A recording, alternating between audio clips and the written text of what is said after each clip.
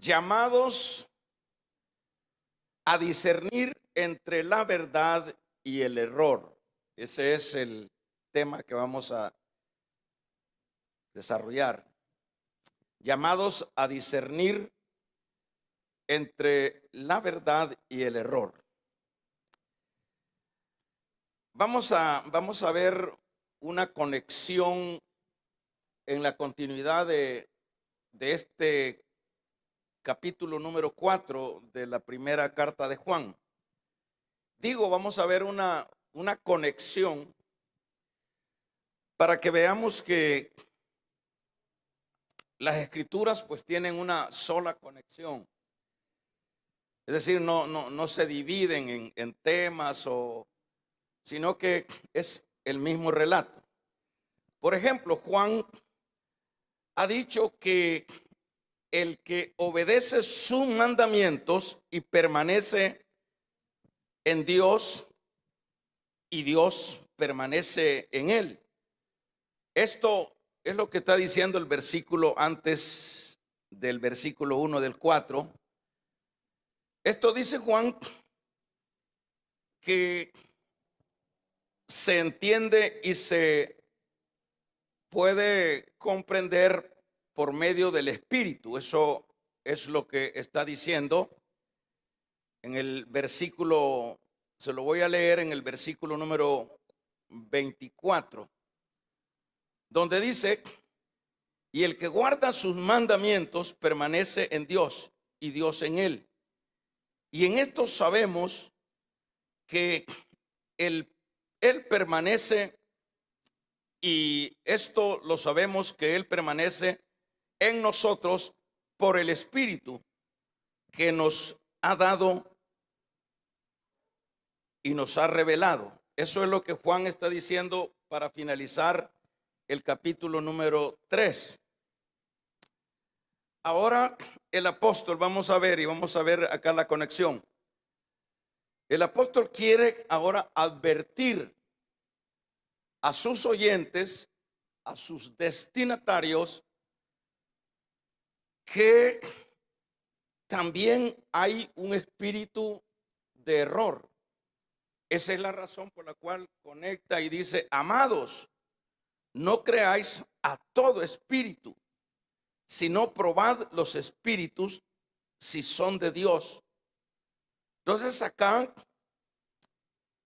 el apóstol Juan está haciendo esta aclaración a sus oyentes, haciéndoles una advertencia que no vayan a entrar en confusión, que no vayan a pensar que el asunto o ese campo espiritual es un campo que tiene solo una dirección, o que tiene solo una manifestación o una presencia nada más de Dios, sino que en el campo espiritual Juan está dando a entender acá que hay otro espíritu, y que en este caso es, por supuesto, el espíritu del error, ¿verdad? Ahora, cuando Juan está diciendo que hay que tener cuidado con este espíritu o con este error que está también dentro del ambiente, se está refiriendo, por supuesto, a los falsos maestros de su tiempo. ¿Por qué se está refiriendo a los falsos maestros? Bueno, porque una de las situaciones que se estaban dando, y era la parte de la cual estaba siendo atacada la iglesia, era por lo falso.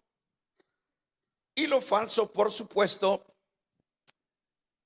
estamos viéndolo en el sentido de que eran personas que no estaban hablando de una manera que se pudiera entender que eran enemigos o que eran diablos, pues ellos hablaban de Dios. Ellos se expresaban de Dios y eso era lo peligroso. Lo peligroso que el pensar que estos, al hablar de Dios, pues estaban hablando pues del camino correcto. Esto es lo que hay que ponerle atención, dice Juan, ¿verdad? Porque siempre, hermanos, el mal o lo falso, bueno, desde este entonces, bueno, siempre ha existido desde Adán. Nosotros vemos cómo fue engañado Adán, de qué manera se presentó Satanás. No se presentó como hablando cosas en contra de Dios, en el sentido de que Dios es malo, que no, más bien en ese entonces llega con argumentos.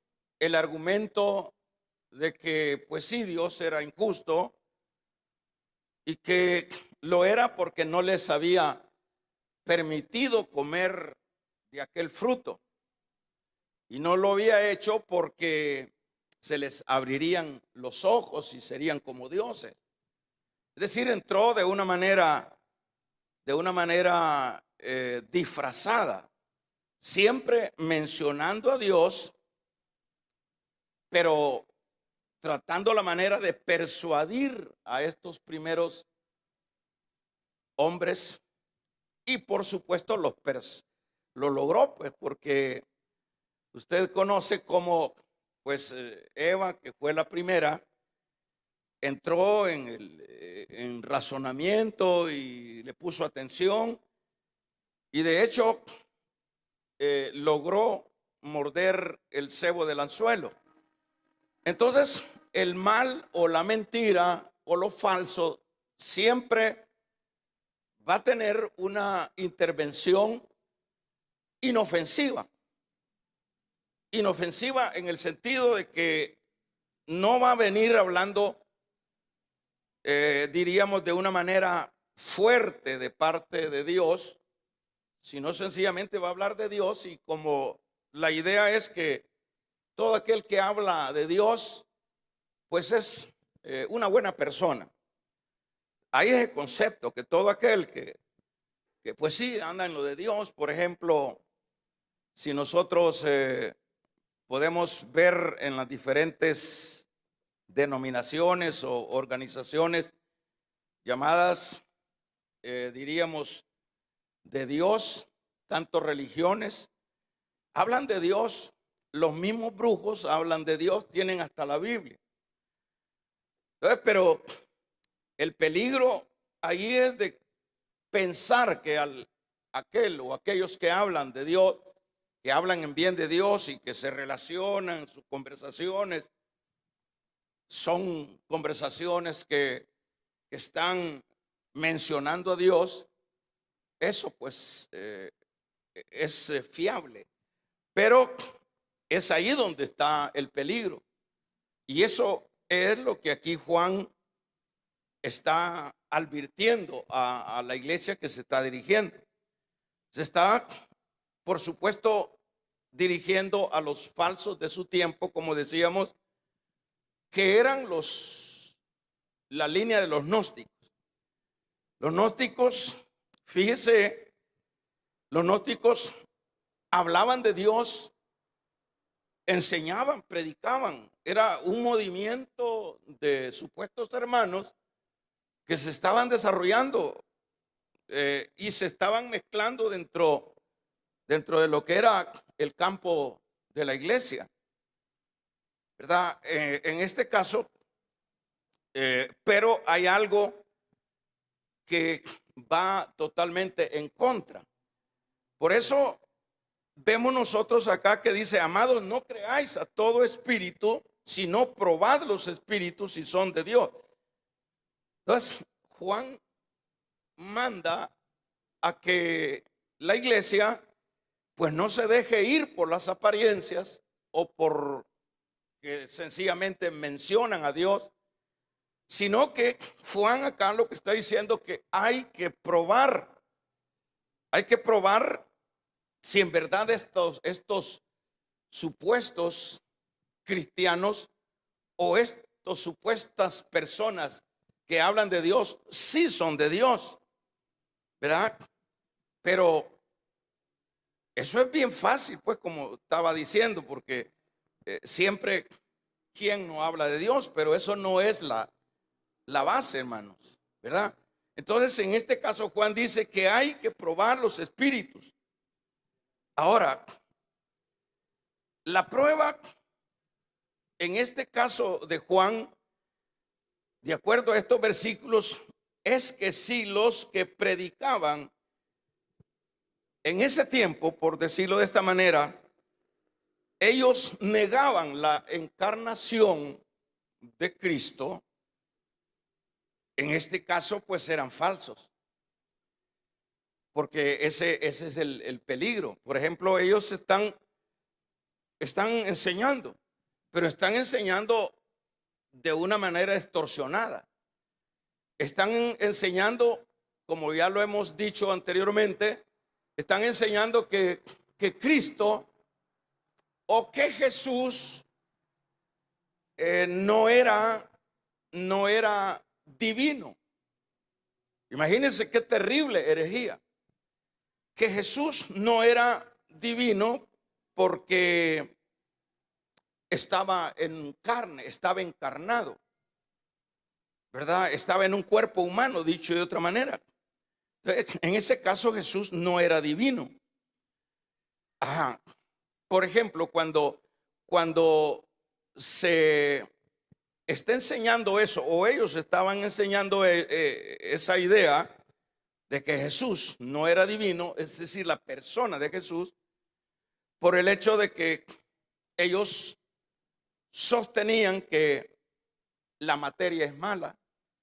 Dicho de otra manera, que esto es pecaminoso, que el cuerpo es pecaminoso y que no puede y que no se podía pensar que el ser divino estuviera en un cuerpo de pecado. En ese caso, ellos están negando lo fundamental de la vida cristiana. Porque ¿cuál es lo fundamental de la vida cristiana? Lo fundamental de la vida cristiana es la encarnación, la muerte y la resurrección de ese cuerpo santo. Eso es lo fundamental. Si eso, hermanos, se desliga de lo que es la doctrina de la gracia, se cae todo. Ahora, el asunto es que el pensar de esta manera era totalmente erróneo, porque la misma palabra desde muy antes, la misma palabra había dicho, hermanos, que el Mesías sería encarnado, que el Mesías aparecería en su espacio de salvación en condición humana. Y váyase conmigo al capítulo número 7 de Isaías, capítulo número 7, verso número 14. Por tanto, dice, el Señor mismo os dará señales aquí, que la Virgen concebirá y dará a luz un hijo, y llamará su nombre Emmanuel. Comerá mantequilla y miel hasta que, bueno, ahí el profeta o el mismo Señor estaba desde antemano anunciando cuál era o de qué manera iba a aparecer el Mesías. El Mesías iba a aparecer de los mismos humanos. En este caso, una virgen dará a luz.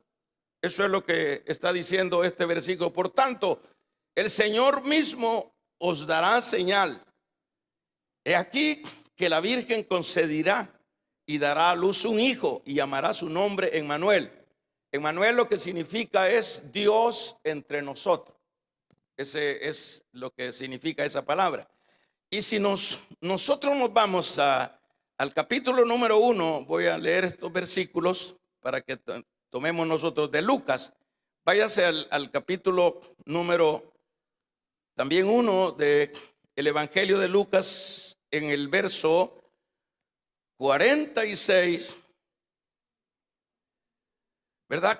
Habla en este capítulo número 1 y en estos versículos habla de que el mismo Señor o el Espíritu Santo le aparece a María y le manifiesta que iba a parecer que ella iba a ser la bienaventurada, donde iba a nacer el que iba a ser el Salvador.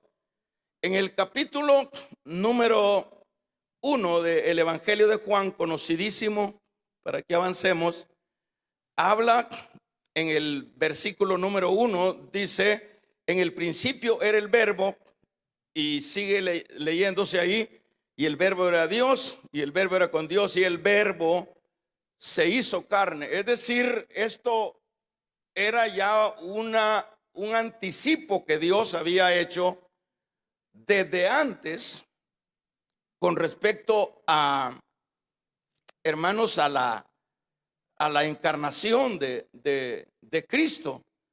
Entonces, cuando estas líneas de falsos predicadores y falsos maestros, ellos están hablando de que esto no es posible, que Jesús sea Dios por estar en una carne, en carne humana. Ellos están hablando en contra de esta realidad, pero ese es la gran herejía que se está transmitiendo a la iglesia. Y como decíamos, por ejemplo, si esto no se sostenía, si la iglesia creía en estas enseñanzas heréticas, hermanos, se caía, diríamos, de la gracia del evangelio. O sea, se anula lo que es el plan de salvación de Dios. Porque, por ejemplo, acá dice, de ti nacerá, dice, y será llamado Hijo de Dios, cuando le dice a María, ¿verdad? Respondiendo el ángel le dijo al Espíritu Santo: vendrá sobre ti el poder del Altísimo y te cubrirá con su sombra, por lo cual también el santo ser que nacerá será llamado Hijo de Dios. Lo que leíamos en Lucas 1:31. Entonces, los falsos están enseñando lo contrario. Ahora, cuando se va como aceptando ese tipo de doctrina o ese tipo de enseñanza, eso realmente es letal para la vida del creyente. Porque, como decía, lo que es la salvación, lo que es el plan eterno de salvación, se sostiene en la encarnación, en la muerte y en la resurrección de Cristo. Esa es prácticamente, diríamos, la verdad central de la salvación. Si Él no se encarna, era imposible. Ponía yo el caso, la anécdota del hombre que araba. Algunas veces lo hemos expresado.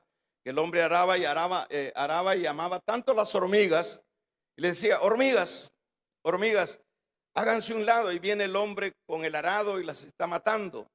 Pero las hormigas no entendían. porque una hormiga no le puede entender a un ser humano. Ellos entienden sus lenguajes a través de sus instintos, pero no pueden entender otra, otra cosa.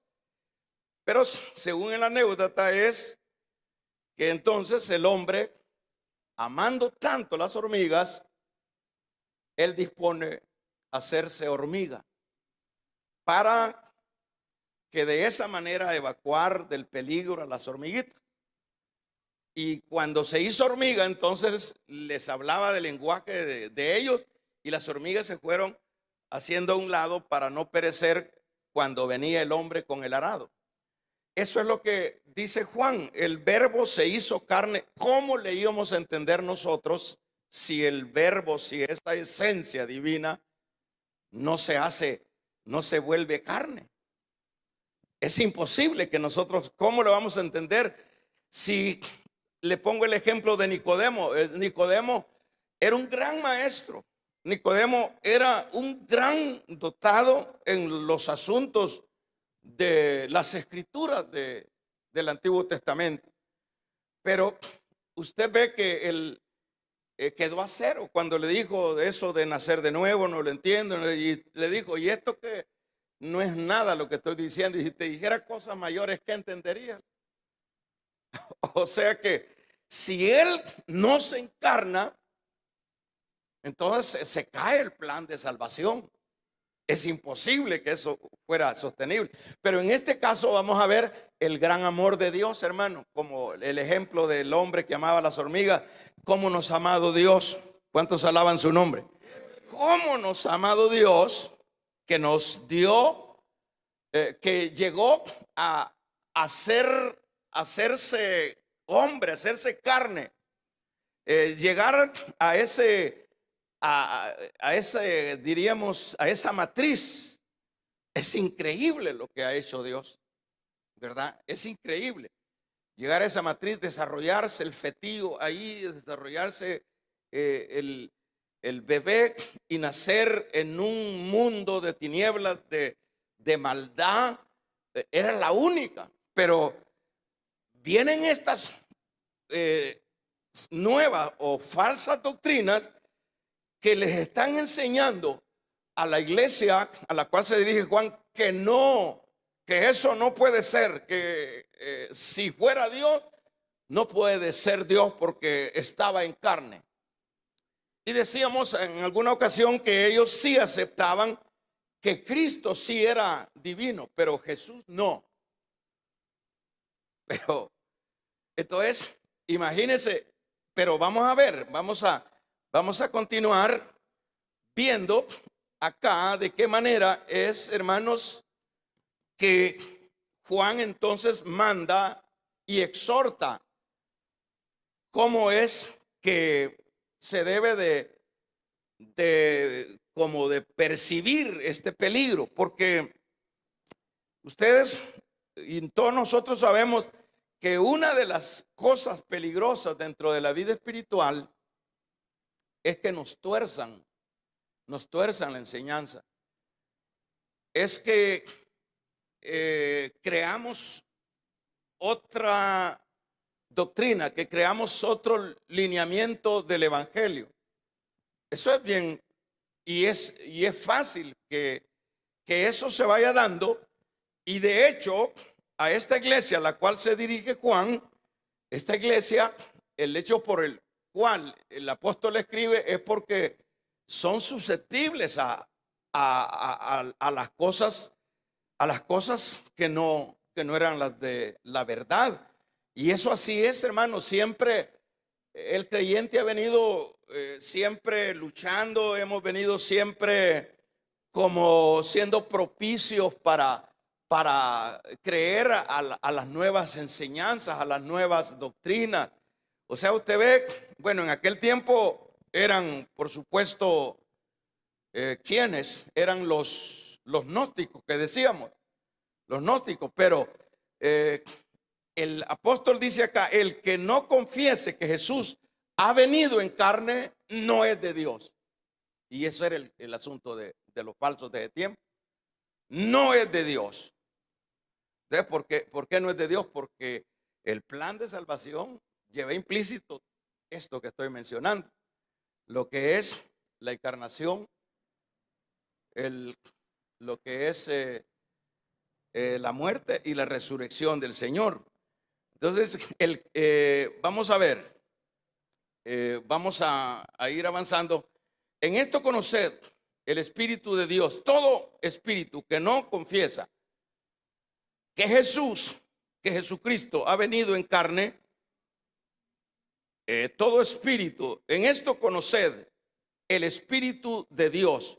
Todo espíritu que confiesa que Jesucristo ha venido en carne es de Dios, que es lo que hizo Pedro cuando le dijo, y tú, Pedro, ¿qué dices?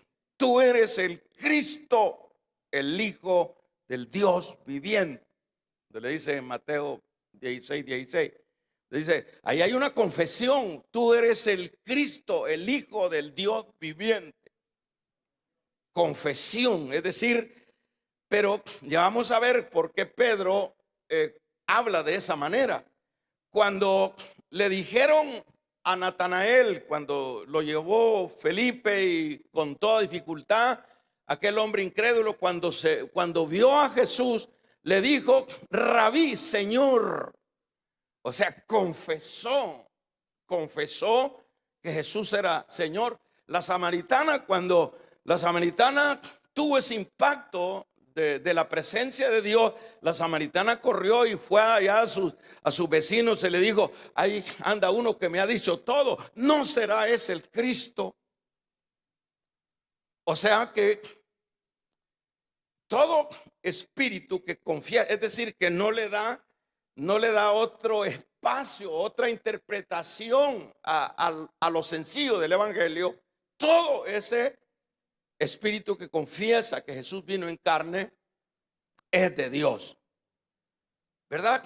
Entonces, las herejías de este entonces era eso, y era una herejía terriblemente nociva, porque si la iglesia a la cual se dirige Juan acepta esta doctrina, y no solo a la iglesia que se dirige Juan, sino que esto del gnosticismo era generalizado en todas las iglesias.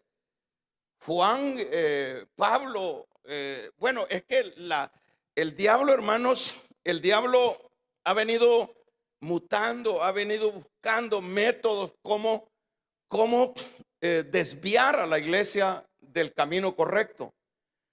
Por ejemplo, Pablo, la lucha de Pablo era con los judaizantes. ¿Cuál era el problema de los judaizantes? Que los judaizantes, otra cosa fuera de lo que era la gracia. La lucha de Pablo con los judaizantes es que los judaizantes están queriendo meter ley a la gracia. Y era una lucha. Y usted ve, los gálatas fueron alados y fueron persuadidos de eso. Los corintios, está peleando Pablo. Mire cómo somos hermanos de fáciles, de débiles, como para ir. Vea cómo Satanás viene trabajando, viene luchando de una manera y de otra. Si no vota al creyente a través de un pecado, lo vota a través de una herejía.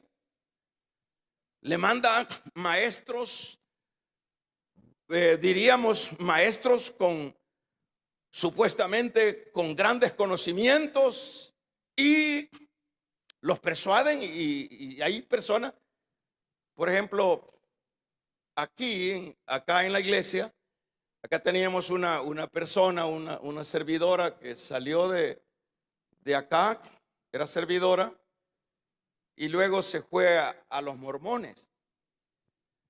Eso me consta a mí, se fue a los mormones.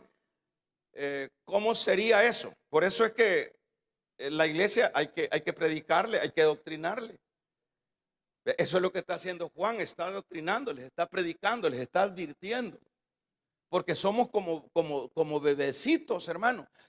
Allá nos hacen luces, allá nos botan, allá nos escupen, allá nos echan agua, y allá nos dicen, no, aquí está la verdad. Y ahí salen las ovejitas. Por eso es que nadie dentro de aquellos que vamos para el cielo pueden vivir sin pastor. Vamos a regalarle ofrenda de palmas al Dios de la gloria. Por eso es que necesitamos que nos exhorten, que nos enseñen cuáles son las minas, quitapié. No, nadie puede decir, no, yo no necesito. Usted conoce gente que anda de iglesia en iglesia, para arriba y para abajo. Esos están todos trasteados. Esos no saben ni qué es evangelio. Esa es una cosa difícil, o sea, porque somos muy curiosos. No, esa es la verdad. Entonces nos llevan por lucecitas, por experiencia. En el evangelio no se debe ir uno por experiencia, porque ahí está la sanidad, porque ahí está. No, aquí es de tener freno, porque el enemigo trabaja de diferentes maneras, ¿verdad? Por ejemplo, esta terrible herejía y sigue diciendo la palabra: y todo espíritu que no confiesa que Jesucristo ha venido en carne no es de Dios. Y este es espíritu del anticristo. ¿Alguien puede ver acá que está hablando de espíritus? Bueno, ¿y a qué se refiere? No, son personas, pues. No son otra cosa, son personas, son espíritus. Vamos a ver, dice, en esto puede discernir quién tiene el Espíritu de Dios. Todo profeta que reconoce que Jesucristo ha venido en cuerpo humano es de Dios. Todo aquel que no reconoce a Jesús no es de Dios, sino del anticristo. Ustedes han oído, dice, que este viene. En efecto, ya está en el mundo. Entonces, hay un espíritu de engaño en todo lo que es este campo espiritual de la iglesia, hermano. Hay un espíritu desde este entonces, dice Juan, ya está en el mundo, el espíritu. En personas, pues, o sea, espíritus metidos en personas, pero son el espíritu del anticristo. Anticristo es alguien que se opone a todo lo de Dios. En el tiempo de Juan eran estos, y en el tiempo de Pablo también eran los judaizantes y quienes otros más. Hay un montón de falsos. Por ejemplo, se dice que uno de los fundadores del gnosticismo viene siendo aquel tal Simón de Samaria.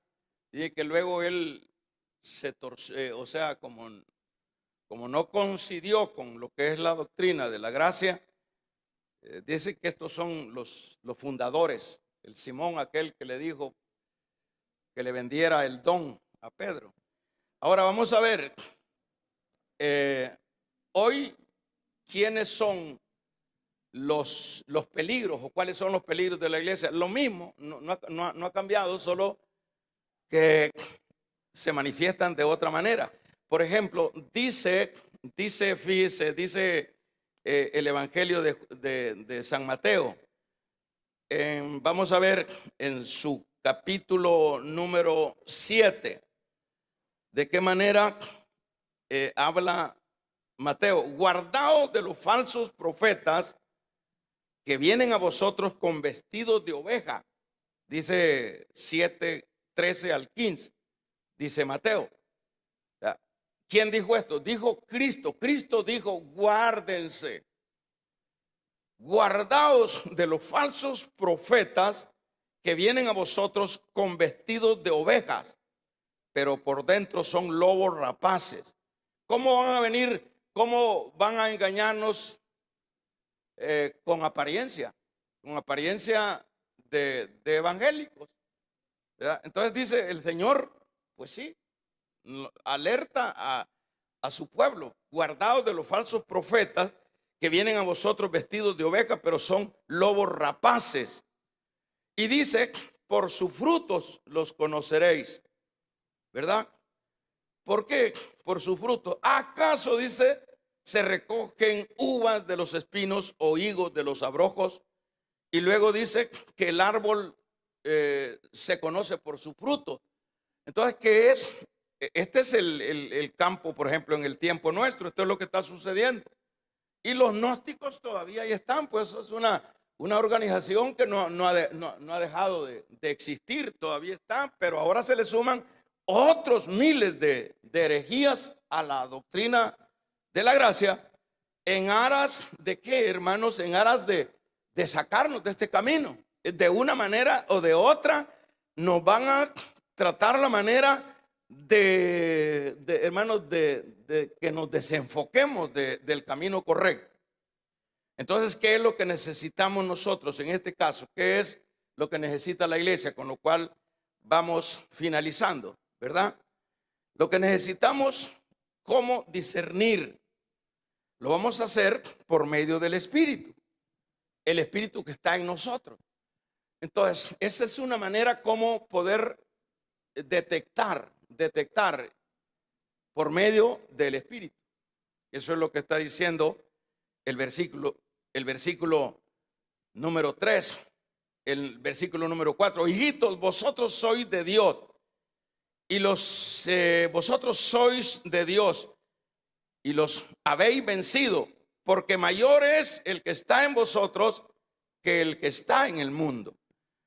Vamos a ver, cuando habla de que ustedes lo han vencido, cuando viene la vida nueva en Dios, de hecho viene lo que es el Espíritu que nos acompaña, que luego viene, dice, sobre nosotros y hace morada en nosotros. Entonces, en ese campo, el creyente es vencedor, porque es más poderoso el que está en nosotros. El que está en nosotros nos permite discernir. El que está en nosotros nos permite el poder percibir. Y hermanos, y no es del otro mundo el poder percibir la herejía, el poder es más, es fácil percibir las pretensiones de cualquier movimiento llamado cristiano. Es fácil percibirlo porque el evangelio es sencillo, pues el evangelio no tiene pretensiones de nada de las cosas de este mundo. Lo que busca siempre el evangelio, o Dios por medio del evangelio, es que las almas se salven. Pero cuando ya vamos buscando otros intereses, se puede percibir que ahí no está la verdad, que ahí no es el verdadero camino. Entonces, a través de lo que es el Espíritu se puede percibir, ¿verdad? Vamos a ver, por otro lado, ustedes se recuerdan cómo fue que Pedro pudo percibir, aunque Ananías no era ningún impío, era un cristiano con sus deficiencias, pero lo percibió.